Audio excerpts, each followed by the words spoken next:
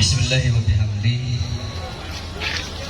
Assalamualaikum warahmatullahi wabarakatuh.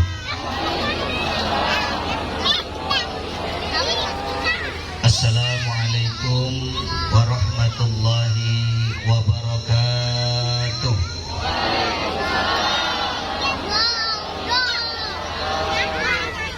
Daun salam dipetik di penyengat.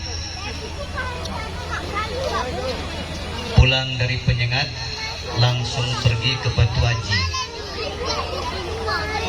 Jawab salamnya kurang semangat, kita ulangi sekali lagi. Assalamualaikum warahmatullahi wabarakatuh.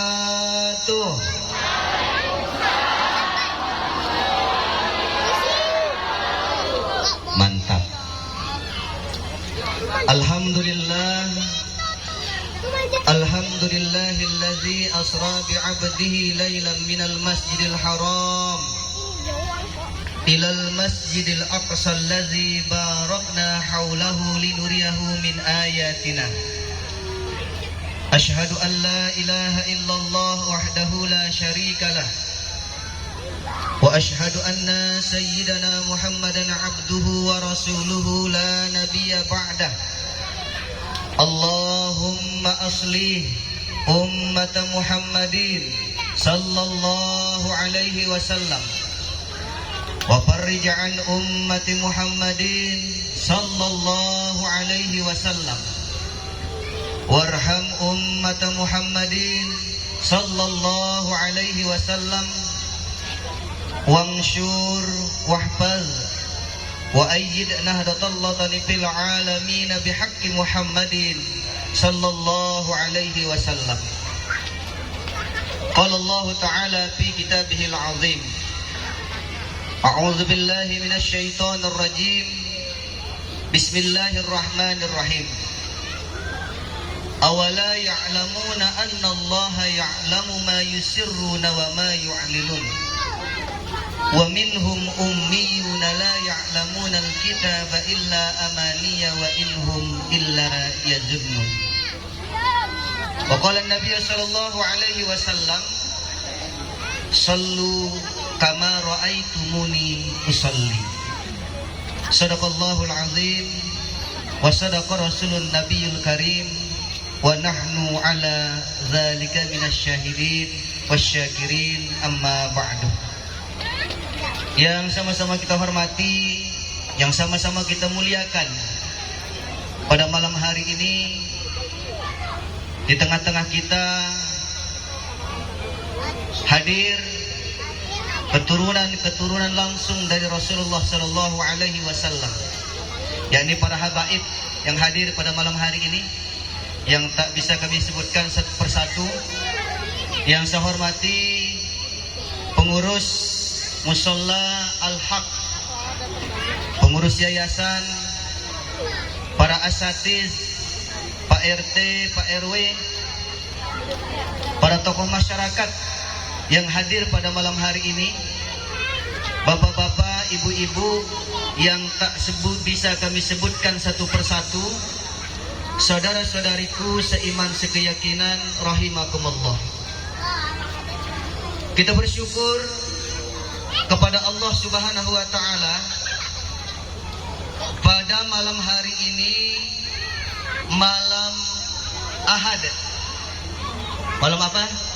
Adik-adik? Ahad. Apa arti Ahad? Cie. Apa arti cie? Malam Ahad, kalau dalam Islam, hari yang pertama itu bukan hari Senin, tetapi hari apa? Ahad. Hari Ahad. Ahad itu artinya apa? Satu. Kalau Senin itu asalnya bahasa Arab. Wahidun is salasatun arba'atun khamsatun.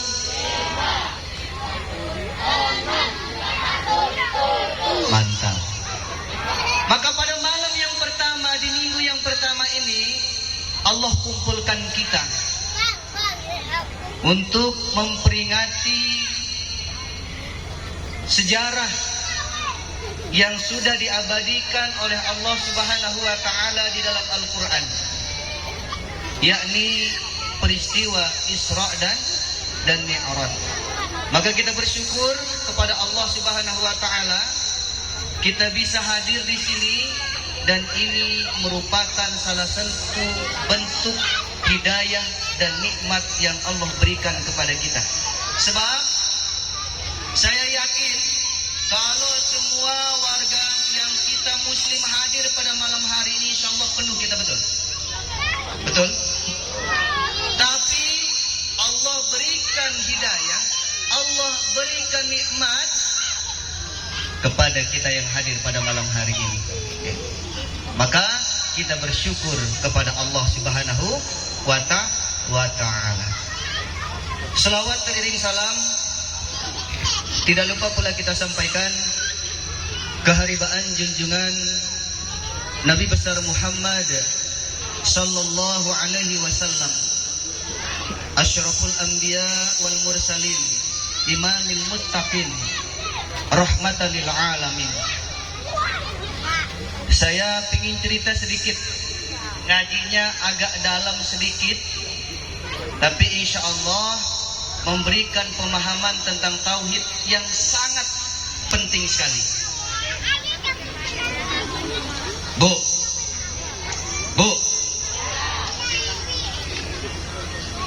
sebelum Allah Subhanahu wa taala menciptakan langit, menciptakan bumi, menciptakan planet-planet yang lainnya, apa makhluk pertama yang Allah ciptakan? Bu, jawab. Ada ibu-ibu di sini. Apa, Bu? Oke, bapak-bapak sekarang. Makhluk yang pertama kali Allah ciptakan sebelum ada langit, bumi, apa, Pak? Nabi Muhammad. Nur Muhammad. Nah, ini ngajinya sedikit saja, saya nyelam sedikit. Maka Allah Subhanahu wa taala untuk mentajalikan dirinya, artinya ketika tidak ada langit dan bumi, ketika tidak ada manusia, Allah tetap jadi Tuhan. Tetapi ketika Allah ingin mentajalikan dirinya, maka Allah Subhanahu wa taala menciptakan satu makhluk yang bernama Nur Muhammad. Nah, ketika Nur Muhammad ini sudah tercipta, maka Allah Subhanahu wa taala membuat challenge. Siapa yang bisa menemukanku, aku akan mempersaksikan dirinya. Maka Nur Muhammad mencari zatnya Allah, tidak ditemukan. Tetapi ketika zatnya Allah mencari Nur Muhammad, Allah menemukan. Apa kata Nur Muhammad tadi? Asyhadu an la ilaha. Kemudian Allah mengatakan apa? Wa asyhadu anna. Itulah salah satu asal usul daripada syahadat. Jadi yang mengucapkan asyhadu an la ilaha illallah siapa? Muhammad. Wa asyhadu anna Muhammadar Rasulullah. Siapa? Zatnya Allah. Saya begitu masuk tadi, lihat sepanduk nih, jujur aja saya keringetan. Nih panitia kota ngasih tahu yang hadir pada malam hari ini habaib semua. Kalau enggak saya tak datang. Luar biasa guru-guru kita. Mudah-mudahan beliau-beliau ini senantiasa diberikan kesehatan oleh Allah. Amin. Dimurahkan rezekinya. Amin. Panjangkan umurnya. Amin. Serta apa yang beliau hajatkan semua diijabah oleh Allah Subhanahu wa taala. Amin ya rabbal alamin. Bapak-bapak, ibu-ibu, para jamaah rahimakumullah. Karena saya baru pertama kali masuk di sini, kata Kata orang, tak kenal maka tak sayang maka tak cinta. Jadi saya perkenalkan, nama saya Bunga Kasturi, baunya harum, tumbuh mekar di Victoria. Perkenalkan, nama saya Jumahrum, istri saya 1, anak saya 2. Jadi anak-anak gadis yang hadir pada malam hari ini tak usah berharap kepada saya. Saya sudah ada yang punya, kecuali kalau kalian mau dijadikan yang kedua. Innalillah. Diberikan amanah oleh masyarakat dari 2011 di perumahan Victoria sampai sekarang menjadi imam masjid. Kalau ibu-ibu, bapak-bapak main ke daerah Marina, silakan mampir ke perumahan Victoria di sebelah kanan jalan dari simpang Basecamp. Baik, hadirin bapak-bapak, ibu-ibu, para jamaah rahimakumullah. Peristiwa Isra dan Mi'raj, peristiwa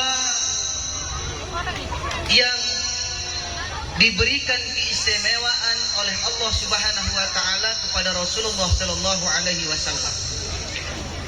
Bahkan sains sekarang ini itu sudah bisa membuktikan daripada kebenaran Isra dan Mi'raj. Kalau dulu Abu Jahal, Abu Lahab, Abu Sofyan, Abu siapa lagi? Abu Janda dan Abu Gosok yang lainnya tidak percaya tentang peristiwa Isra dan Mi'raj. Ya, sains belum ada. Tetapi kalau ada manusia sekarang tidak percaya tentang peristiwa Isra dan Mi'raj, kalau dia beriman, jatuh dia menjadi kafir. Kalau dia tidak beriman, tidak memeluk Islam, tidak percaya kepada peristiwa Isra dan Mi'raj, itu merupakan pembangkangan terhadap sains yang ada. Buktinya apa? Nah ini, saya ingin melihatnya dari sisi duniawinya dulu. Yang Isra dan Mi'raj itu ada 3 makhluk. Pertama, malaikat Jibril. Yang kedua, alat transportasi yang digunakan dari Masjidil Haram ke Masjidil Aqsa, naik ke Sidratul Muntaha, alat transportasinya apa namanya? Buraq. Yang ketiga adalah Rasulullah Shallallahu Alaihi Wasallam. Siapa yang bisa jawab pertanyaan saya kasih hadiah. Berapa jarak antara Masjidil Haram ke Masjidil Aqsa?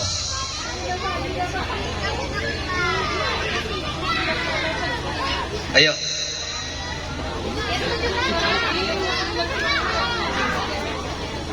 Siapa yang bisa? Anak-anak hadroh dulu. Sebanyak bawa uang receh nih.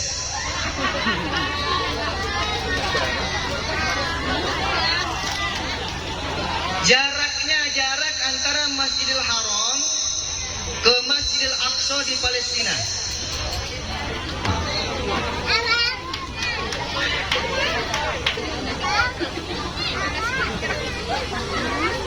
$50.000. Jarak dari Masjidil Haram ke Masjidil Aqsa. Ayo, naik langsung. Oh, ibu-ibu buka Google nih, kalah. Ayo.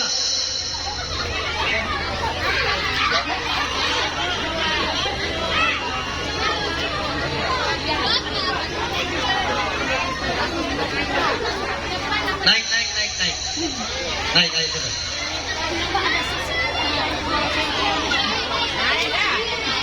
Biar nggak terlalu tegang, Pak. Ini di awal-awal, kalau serius, nanti bapak-bapak cepat ngantuk. Ini jam 10. Ayo cepat naik.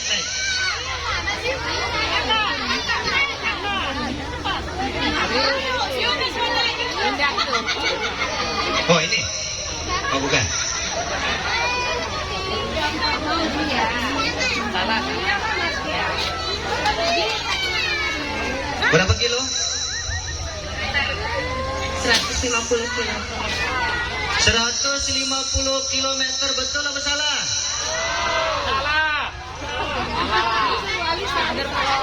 150 kilometer bukan 1.500. 150 kilo itu sejauh mana? Tak tahu, tak pernah ngitung saya. Baik, terima kasih. Baik, saya lanjutkan. Ini nih kenapa saya terangkan seperti ini, biar ilmu dunianya saja nanti kita masuk. Kita masuk ya. Kita masuk. Jarak Masjidil Haram ke Masjidil Aqsa kita taruh tadi 150 kilo. Sedangkan yang berangkat Isra dan Mi'raj itu adalah 3 orang. Pertama apa tadi? Siapa? Malaikat Jibril. Kedua, transportasinya buruk. Yang ketiga, Nabi Muhammad sallallahu alaihi wasallam. Malaikat tercipta dari apa? Cahaya. Buruk tercipta dari apa? Kuda-kuda.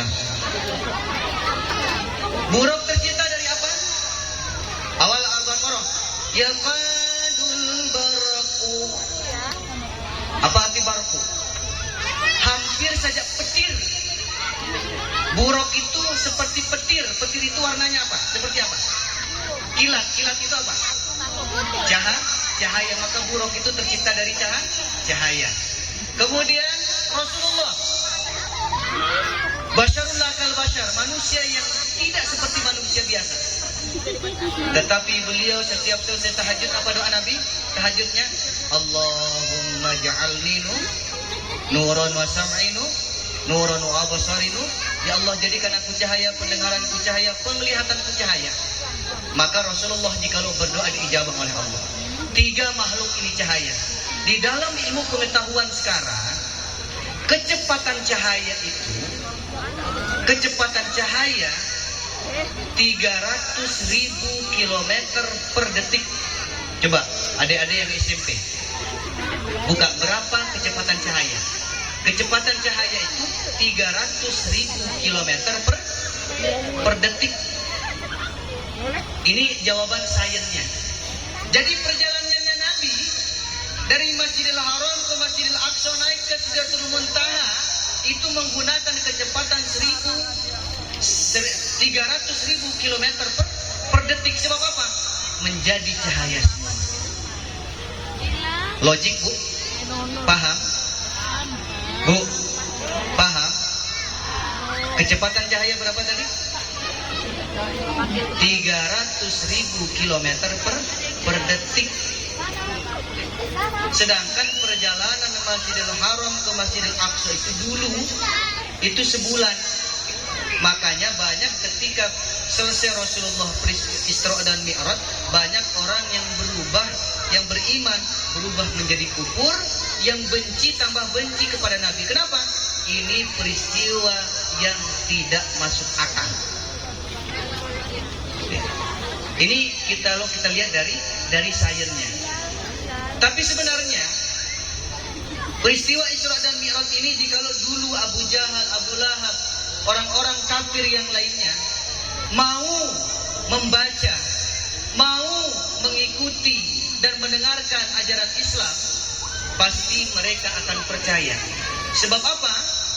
Ada peristiwa sebelum peristiwa Isra dan Mi'raj itu juga sangat luar biasa sekali. Peristiwa apa itu? Peristiwa dipindahkannya singgasana Ratu Balqis dari negeri Sabak ke mana? Ke Palestina. Jarak antara negeri Sabak ke Palestina itu 2 kali lipat Masjidil Haram, Masjidil Aqsa. Berapa kecepatannya?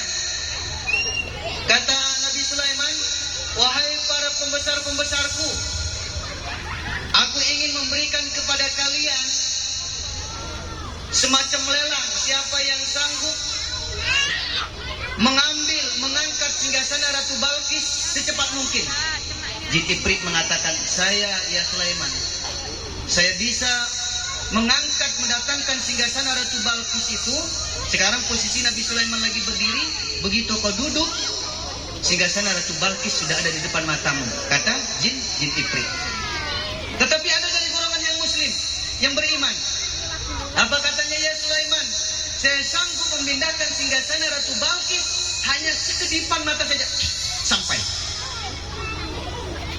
Ya, perjalanan jauh 2 kali lipat Masjidil Haram ke Masjidil Aqsa.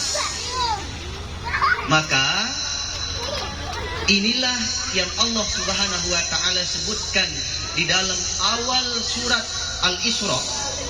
Apa bunyinya yang tadi dibaca?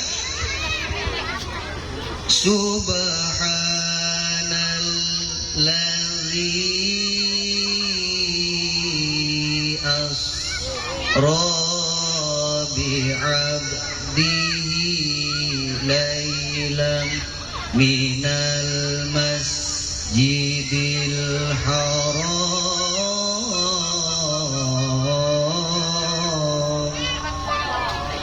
Allah mempertaruhkan kesuciannya untuk membenarkan daripada peristiwa Isra dan Mi'raj ini. Subhanallah, kalau dalam ilmu tafsir ini namanya kalimat ijaz. Kalimat aslinya itu subhanallahillazi. Karena ini kalimat ijaz. Kalimat ijaz itu maknanya padat tetapi redaksinya singkat, maka dikatakan subhanallazi. Redaksi aslinya subhanallahillazi, maha suci Allah. Allah mempertaruhkan kesuciannya untuk membenarkan daripada kebenaran Isra dan Mi'raj yang dilakukan oleh Rasulullah sallallahu alaihi wasallam. Subhanallahillazi, subhanallazi asra. Banyak orang yang bertanya, Nabi itu berangkat Isra dan Mi'raj itu apakah ruhnya saja atau jasadnya saja? Bu, ruhnya saja Nabi yang berangkat atau jasadnya saja? Dua-duanya. Dari mana kita tahu dua-duanya? Di ayat tadi ada kata abdun di situ, bi'abdihi. Seseorang dikatakan hamba jika ruh dan jasad masih ada. Kalau orang yang sudah meninggal dunia, kita sebut apa? Almarhum. Belum dia dikuburkan, namanya apa dulu? Jenazah, atau kita sebut dengan mayit. Nanti malam ibu-ibu pulang, tengah malam itu ada yang gedor pintu. Tok tok tok tok tok. Assalamualaikum. Ibu buka pintu, tak ada. Atau mungkin di atas salam gedor pintu saja. Tok tok tok tok tok. Begitu ibu buka pintu, tak ada. Kira-kira apa itu? Bu, apa itu, Bu? Ibu jangan bilang hantu, saya bilang ngeliatin saya. Bangsa hantu apa? Jasad ada, ruh tak ada, mayit. Tetapi suara ada, badan tak ada. Itu bisa jadi hantu. Tetapi Rasulullah tidak. Beliau menghadap kepada Allah Subhanahu wa taala lengkap dengan ruh dan jasad beliau. Subhanallazi asra bi'abdihi lailan minal masjidil haram ilal masjidil aqsa. Saya masuk ke intinya saja. Inti daripada Isra Mi'raj itu sudah jam 10. Atau ibu-ibu sanggup sampai jam 12? Bapak-bapak kuat? Saya yang tak tahan. Inti perjalanan Isra dan Mi'raj Rasulullah itu apa? Sholat. Yang ingin saya sampaikan 4 hal saja.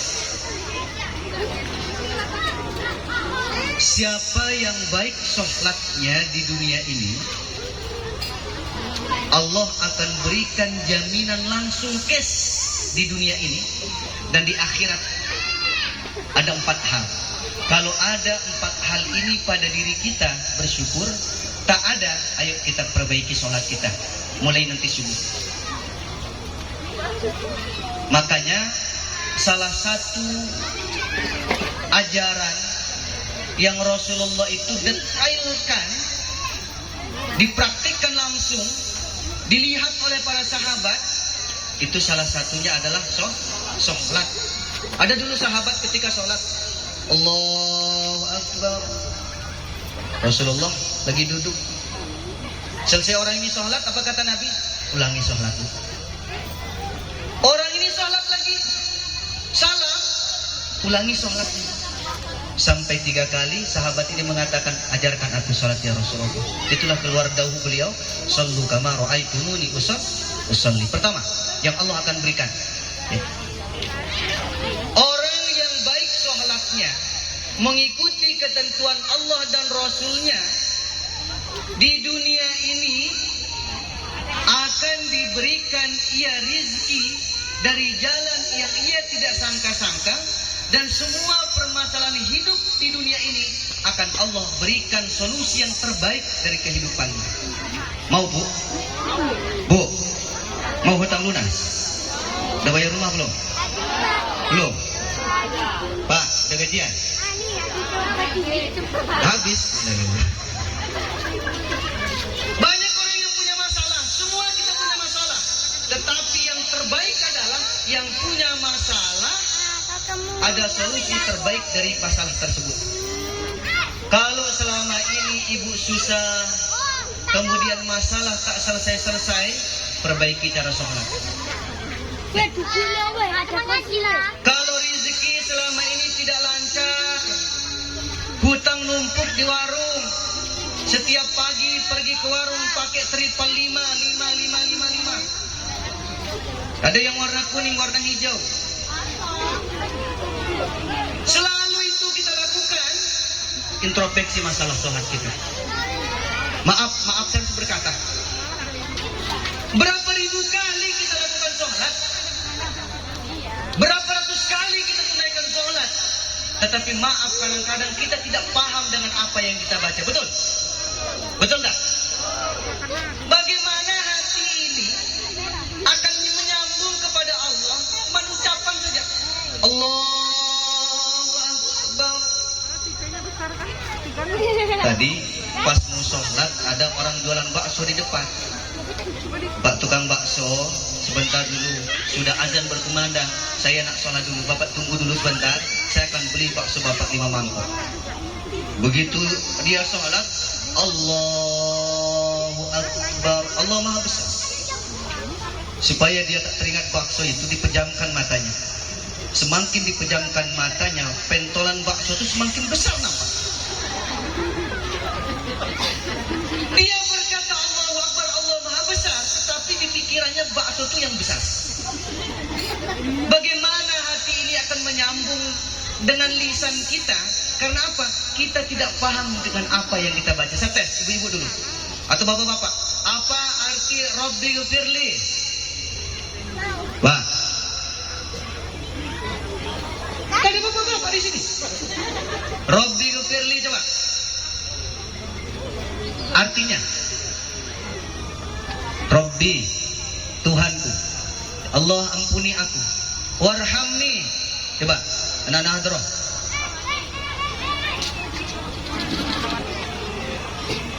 Bagaimana lisan ini dengan hati itu menyambung? Pantas kita sholat itu sering pulang kampung.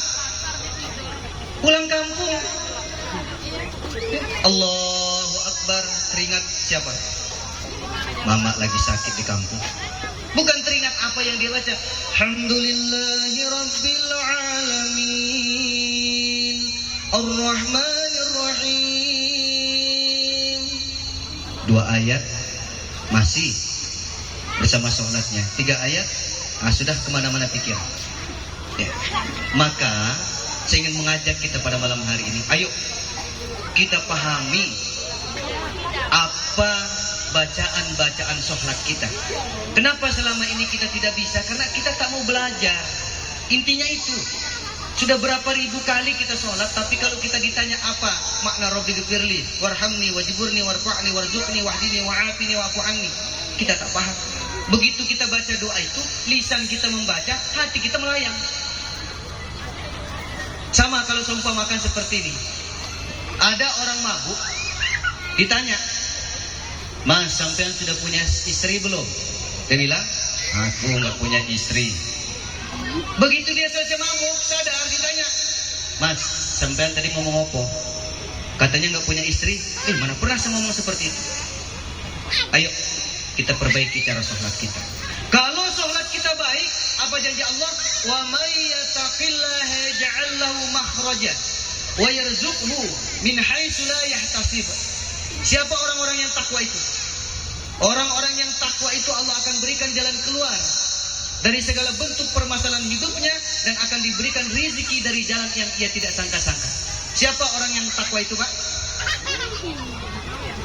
Allazina yu'minuna bil ghaibi wa yuqimuna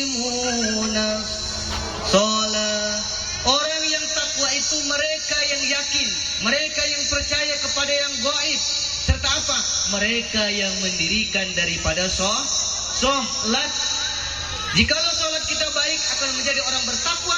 Orang bertakwa diberikan jaminan oleh Allah, yakni apa? Rezeki akan diberikan dari jalan yang ia tidak sangka-sangka. Segala bentuk permasalahan hidupnya akan diberikan solusi terbaik yang pertama. Yang kedua, Allah akan bebaskan kita dari penyakit fahsya dan mungkar. Inna salatatan, sesungguhnya orang-orang inna salatatan, orang-orang yang baik sholatnya itu Allah sudah berikan jaminan. Makanya kalau maaf, kalau ada orang yang tidak sholat, tidak ke mushola, kotor perkataannya, wajar. Yang jadi pertanyaan sekarang, ada orang yang rajin ke masjid, ada orang yang rajin ke mushola, tetapi perkataannya lebih kotor daripada orang yang tak sholat tadi. Ada orangnya di sini? Ada? Mana? Tuh gini. Ada? Iya. Nah jadi, apa yang salah? Jaminan Allah bagi orang yang melaksanakan sholat itu akan dibebaskan dari apa? Bab fahsya dan mungkar. Apa itu fahsya? Fahsya itu sesuatu yang terlahir dari pikiran. Pikirannya selalu kotor. Tengok tetangganya beli emas, ngutang. Tengok tetangganya beli cincin, paling mas palsu. Tengok tetangga beli mobil, apa? Rental. Selalu pikirannya kotor. Makanya kalau selalu pikiran kita kotor, sholat tetap kita laksanakan. Perbaiki cara sholat kita. Ini jaminan dari Allah. Ya.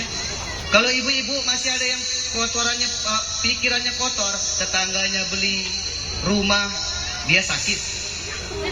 Kan ada seperti itu kan? Dengar tetangganya di rumah sakit beli mobil, mati. Ini jaminan Allah. Jaminan Allah jikalau baik sholat yang kita laksanakan, maka fahsya dan mungkar mustahil kita akan kerjakan. Betul Pak? Ya. Kedua. Yang ketiga, yang Allah akan berikan kita di dunia ini, Allah akan tenangkan hati kita. Biarlah suami dia gajinya 100 juta, biarlah suami dia gajinya 200 juta, suamiku cukup 1 juta saja. Rasa iri itu tidak ada. Ala bizikrillahi tatma'innul qulub. Orang yang berzikir itu adalah dia yang mengingat Allah Subhanahu wa ta'ala. Maka melalui kesempatan kali ini, saya ingin mengajak pribadi saya sendiri dan kita semua, ayo umat Islam kita bangkit. Ya. Corona boleh kita percaya, ya, tetapi insya Allah jikalau sholat kita laksanakan cara baik. Bahkan salah satu beberapa bulan yang lalu saya kedatangan tamu dari NTB. seorang profesor. Beliau mengatakan kalau ingin tidak kena corona, maka wudhu yang benar. Ketika membersihkan hidung, bersihkan, masukkan air, tapi jangan ditelan, keluarkan lagi. Jikalau baik sholat yang kita laksanakan, insya Allah kita akan jauh dari penyakit hasad. Allah akan jauhkan kita dari penyakit-penyakit yang bisa merusak daripada hati kita. Bahkan Rasulullah Shallallahu Alaihi Wasallam itu sendiri, ketika akan diberangkatkan oleh Allah Isra dan Mi'raj, apa yang beliau lakukan? Allah mengutus Jibril dan Mikail untuk membersihkan hati beliau. Kenapa bukan yang dibersihkan itu bukan ginjal, bukan usus, bukan tempat buang air besar, air kecil, padahal itu yang kotor. Kenapa harus hati? Sebab hati itu al-qalbul malik, hati itu adalah raja. Maka jikalau baik sholat kita, insya Allah Allah akan bebaskan kita dari sifat-sifat hasud. Allah akan bebaskan kita dari penyakit-penyakit hati yang akan bisa merusak amalia kehidupan kita. Bahkan ketika Rasulullah Shallallahu Alaihi Wasallam dibawa oleh malaikat Jibril untuk melihat suasana daripada neraka, beliau menengok ada orang yang dilempar kepalanya dengan batu api neraka. Seketika juga kepala tadi hancur. Setelah dilempar, hancur kepalanya, dikembalikan lagi, dilempar lagi, dan begitu seterusnya. Apa kata Rasulullah kepada Jibril? Ya Jibril, ini perumpamaan apa ini? Ini perumpamaan umatmu yang berat sujud kepada Allah. Ini umatmu yang tidak mau sholat. Sebab apa? Kata Al-Imam Al-Ghazali, as-salatu ra'sul ibadah. Sholat itu adalah kepalanya ibadah. Maka seganteng apapun dia, secantik apapun dia, kalau dia tidak sholat, itu berarti tidak punya kepala. Itu kata Al-Imam Al-Ghazali, as-salatu ra'sul ibadah. Sholat itu adalah kepala daripada ibadah. Bapak-bapak, ibu-ibu, hadirin, para jamaah rahimakumullah.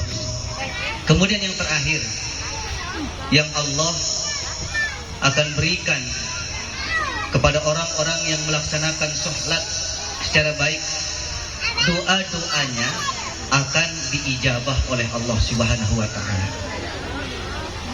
Sekarang ini banyak orang sering curhat di media sosial ketimbang menengadahkan tangan kepada Allah. Ibu-ibu kalau lagi ada masalah dengan suami bikin status. Betul Bu? Enggak ada yang mengaku.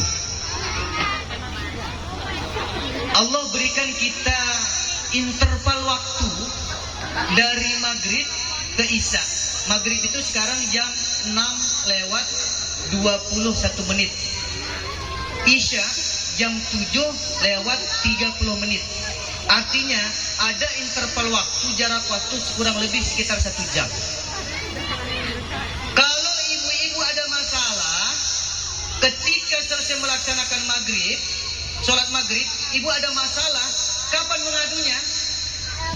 Ketika kita sholat isya. Ada beberapa tempat yang Allah ijabah doa ketika kita sholat. Coba diperhatikan. Pertama, ketika seseorang membaca iyyaka na'budu wa iyyaka nasta'in. Populer hadisnya. Hambaku meminta kepadaku. Maka ketika kita membaca itu, apa doa kita? Ihdinas siratal mustaqim. Tunjukkan kami jalan yang lurus. Pertama. Yang kedua, ketika waktu ruku, bacaan ruku apa? Subhana Rabb. Berapa kali? 3 pendek. Sedang berapa? 5. Panjang berapa? 7. Itu kata Syekh Sabiq dalam kitab Fikih Sunnah. Makanya kalau bapak-bapaknya jadi imam bu, agak panjang dia rukunya. Ruku dia Subhanallah. Panjang betul. Ibu hitung sampai 7 kali dia bangun. Bagus. Tapi kalau sudah lebih dari 7 kali dia tak bangun-bangun. Jangan. Baca tasbih subhana rabbil azim wa bihamdi subhana rabbil azim wa bihamdi.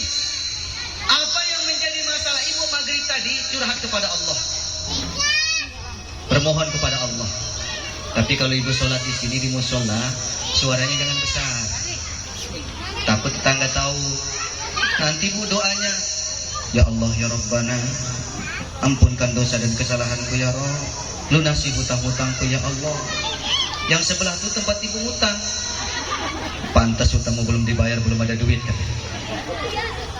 Kedua, yang ketiga, ketika kita sujud, Pak, kalau sujud itu yang duluan turun itu apakah tangan atau kaki?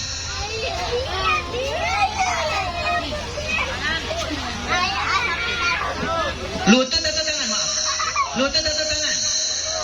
Lutut. Ibu-ibu yang duluan turun itu tangan atau lutut? Ini tangan, ini lutut. Ya, dua-duanya bisa. Cuman kalau masih sehat, silahkan gunakan lutut. Rasulullah ketika beliau masih sehat, maaf, masih sehat, beliau itu ketika sujud Allah. Tapi kalau sudah nenek-nenek, jangan macam-macam, tak sampai barang itu ke bawah. Ya? Maka menggunakan tangan. Baik, satu saja saya praktikkan. Siapa yang mau naik? Adik-adik. Saya minta kalau ada gelas atau aqua gelas yang ada airnya. Ayo. Oh ini Bib. Siapa? Ini yang paling jangan anak-anak lah. Boleh. Itu. Sini. Nanti. Ayo.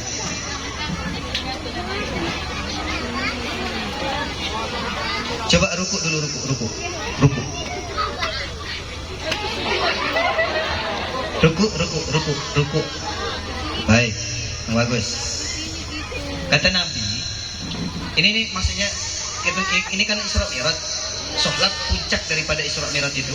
Coba kita perbaiki cara sholat kita. Banyak cara kita yang salah sehingga 4 hal ini kita tidak dapatkan dalam kehidupan kita. Kalau kata Rasulullah itu, ruku yang bagus itu jikalau ditaruh gelas berisi air, ditaruh di punggung kita, itu tidak jatuh. Nah, ini bagus. Sampai Pak Ustadz selesai ceramah. Bu, kalau belum lurus jangan. Ini lagi masak teri. Allah, suat. Macam mana nak terima sholat kita sama Allah? Ya, relaxkan dulu, udah. Kalau sudah lurus punggung ini, udah lurus, barulah kita baca tasbih. Ini satu napas. Allahu Akbar, subhanallah. Belum lurus ini sudah subhanallah. Luruskan dulu, lurus, baru subhana rabbiyal azim. Sudah nak? Sudah. Kasih ya. Ayo kita kembali ya, coba ini para habaib kita nih. Kalau kita ingin melihat bagaimana cara Rasulullah Shallallahu Alaihi Wasallam sholat, kita belajar sama beliau-beliau ini. Dekat, saya pun kaget. Kalau saya tahu ada habaib di Permata Laguna, mungkin setiap minggu saya wajibkan diri saya ziarah di sana. Ya, kita muliakan, wajib. Ya, alhamdulillah malam ini Allah berikan rezeki saya, ya, bisa bertemu dengan para habaib kita yang di sini. Insya Allah nanti saya akan sempatkan seminggu sekali untuk hadir mengikuti majelis beliau. Ya.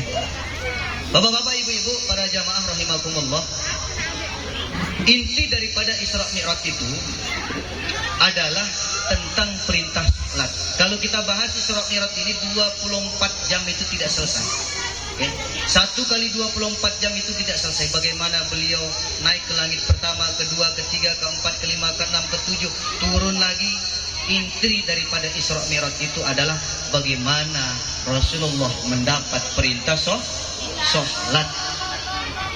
Kalau sholat kita sudah baik, Pak, kalau sholat kita sudah baik, Bu, insya Allah rezeki akan berlimpah. Solusi Allah akan berikan. Segala doa-doa kita Allah akan ijabah. Tapi kenapa selama ini tidak bisa kita tunaikan itu? Karena sering kita sholat itu lupa dengan Allah. Memang berat. Kata Al-Quran, wasta'inu bisabri wassalah. Minta tolonglah dengan bisabri wassalah. Wa innaha lakabiratun illa 'alal khashirin. Memang seorang khusyuk itu memang berat. Tapi siapa yang bisa khusyuk? Kuncinya di sini. Khusyuk itu allazina yazunnu annahum mulaqu rabbihim wa annahum ilaihi raji'un. Allazina yazunnuna annahum mulaqu rabbihim. Makanya kalau sholat itu anggaplah sholat kita yang terakhir, ya. Orang yang bisa khusyuk sholatnya itu dia yakin dia akan bertemu dengan Tuhan, Bu, ya. Sholat khusyuk memang ada standarisasi dalam ilmu fikih. Di dalam melaksanakan khusyuk itu, ketika kita ingat Allah, ketika kita takbiratul ihram, itu sudah khusyuk, ya. Tetapi kita harus kejar lebih daripada itu, supaya ketika kita sholat kita tidak melakukan hal-hal yang tidak bisa, pahala-pahala sholat kita itu tidak diterima oleh Allah Subhanahu wa ta'ala. Saya rasa cukup lah, ya. Cukup. Kita cukupkan saja. Intinya kita sama-sama memperbaiki sholat kita. Lebih-lebih Ramadan ini akan segera datang. Kalau para ulama tasawuf, jikalau sudah datang bulan Rajab, mereka sudah mulai mempersiapkan diri. Baju mereka cuci. Ketika datang bulan Sya'ban, penyakit-penyakit rohani mereka buang, ya. Apalagi malam ini adalah malam tanggal 1 Sya'ban. Tanggal 1 Sya'ban, kurang lebih sekitar 29 hari lagi kita akan memasuki bulan Ramadan. Ibu-ibu yang masih ada utang dibayar. Utang apa, Ustaz? Utang puasa. Lebih-lebih utang di warung. Ya, dia sudah tahu 1 tahun tak dibayar-bayar. Kita perbaiki sholat kita untuk menghadapi daripada bulan Ramadan. Kita tidak tahu umur kita ini kapan. Saya dua minggu ini dihadapkan dengan peristiwa yang sama, ya. Kematian yang berbarengan. Kemarin, kalau saya tidak salah, sekitar 10 hari yang lalu, baru selesai meeting di kecamatan, pengambilan makro, kemudian pelantikan dewan hakim, turun, masuk ke kantin. Begitu di kantin, ngobrol dengan salah satu staf kecamatan, ngobrol, tidak ada tanda-tanda kematian. Malamnya dapat kabar, Ustaz, abang sudah tak ada, meninggal. Kemarin lagi kerja, briefing pagi, ngopi bareng, sarapan bareng, berangkat ke tempat pengecekan kerja, sehat walafiat.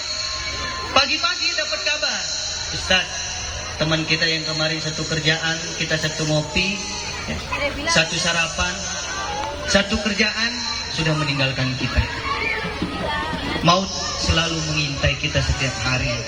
Kita persiapkan diri kita menjadi orang-orang yang disebutkan oleh Allah, ayyukum ahsanu amala, memberikan amal yang terbaik yang kita persembahkan kepada Allah Subhanahu wa ta'ala. Saya rasa itu saja yang bisa saya sampaikan.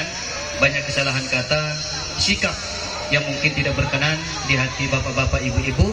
Di sini bukan bermaksud mengajar, apalagi guru-guru kita, hanya sekedar berbagi saja, ya, berbagi pengalaman kepada para jamaah. Kami masih banyak kekurangan, masih banyak ingin belajar dan masih terus belajar dan belajar untuk pengetahuan agama. Mudah-mudahan ada manfaatnya bagi kita semua. Jikalau orang bilang tidak ada gading yang tak retak, tak ada tuyul yang tak botak, Pak Taufik orangnya gagah, berjalannya memakai sepatu. Billahi taufiq wal hidayah. Wassalamualaikum warahmatullahi wabarakatuh.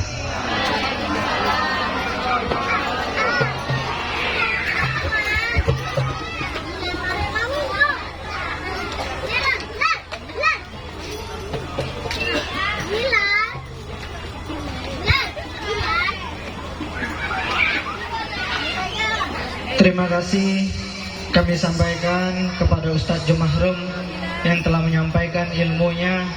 Semoga di kemudian hari menjadi bekal tersendiri bagi kita agar kita lebih beriman dan bertakwa kepada